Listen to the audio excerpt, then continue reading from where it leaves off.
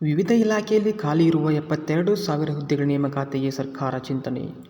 ನಮಸ್ತೆ ಗೆಳೆಯರೇ, ಕಾಯಕ ಕನ್ನಡ ಯೂಟ್ಯೂಬ್ ಚಾನಲ್ಗೆ ಸ್ವಾಗತ.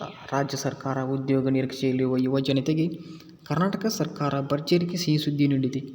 ವಿವಿಧ ಇಲಾಖೆಯಲ್ಲಿ ಖಾಲಿ ಇರುವ ಒಟ್ಟು 72,186 ಹುದ್ದೆಗಳ ನೇಮಕಾತಿ ಪ್ರಕ್ರಿಯೆಯನ್ನು ತ್ವರಿತಗತಿಯಲ್ಲಿ ಆರಂಭಿಸಿ ಪೂರ್ಣಗೊಳಿಸಲು ರಾಜ್ಯ ಸರ್ಕಾರ ಕಾಲಮಿತಿ ನೀಡಿದೆ. ಕಲ್ಯಾಣ ಕರ್ನಾಟಕಕ್ಕೆ 32,000 ಹುದ್ದೆಗಳು, ಕಲ್ಯಾಣ ಕರ್ನಾಟಕೇತರ ಹುದ್ದೆಗಳು 40,000 ಭರ್ತಿ ಮಾಡಲು ಆರ್ಥಿಕ ಇಲಾಖೆ ಅನುಮೋದನೆ ನೀಡಿದೆ. ಯಾವ ಇಲಾಖೆಯಲ್ಲಿ ಖಾಲಿ ಹುದ್ದೆಗಳು ಇವೆ?